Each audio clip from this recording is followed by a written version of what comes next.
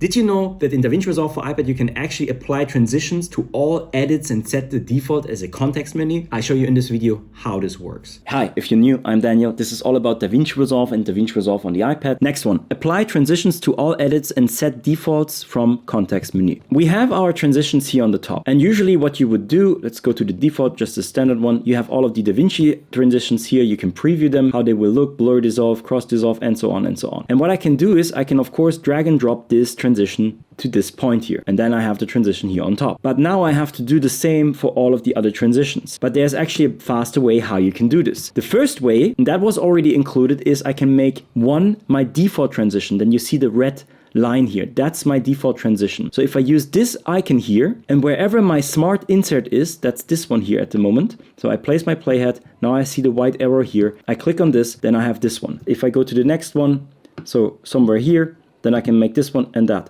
But this is always the default. It will always be the cross dissolve. But what I can also do is, let's undo what we just did. And that's the new feature. I can, for example, add any transition. So let's say, for example, here, this cross. Bring this in here to my timeline. And now, if I come to this icon here, click this one, and I say add transition to all edits. It will use the last transition that I added and will add this to any transition point where it finds a transition. I don't need the audio transition, but you can do this, but I don't need it. So this one, this one, this one, and now it added this one. So unfortunately, what doesn't work is if I, let's say, for example, I bring in this cross iris here to that position, and now I change even the size. So let's say I want to have this faster. I can even click this, come into the inspector, and then you will find here transitions. I can even change some of the settings here, like I could make a feather, I can have this transition curve go like this. I can make ease in and ease out. And now I did a custom transition. So I used the original one and I changed it to my preference. If I now come back in here, click this one, and I say add transition to all edits, unfortunately,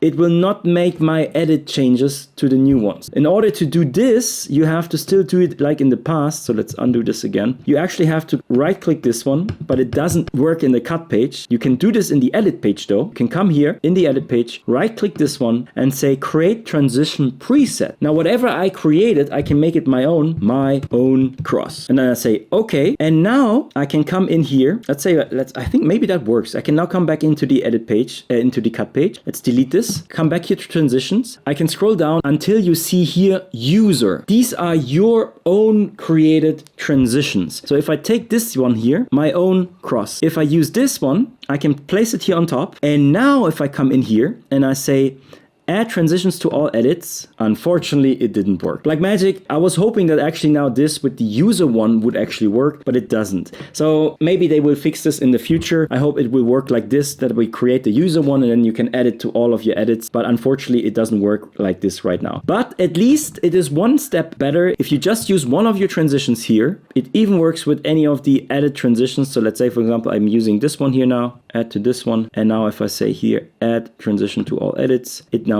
added these transitions. So you can even use third-party ones like from Motion VFX or the ones from us, but don't change on any of the settings. If you have to change it, then of course you can. Let me see, can we mark all of them? Select this one, hit command and select this one, go to the next, select this one, command, the next command, and can I now change the size? It only changes the size for that one. What if we come into the inspector and change it now for all of them? So duration, let's say 0.5. Okay, you can at least mark everything and then hit command, then change the parameters here. So now I have a 0.3 transition and I can even change the settings here, change the color. I don't want orange for that one. I want green. I can change this. And now every of those should be a green.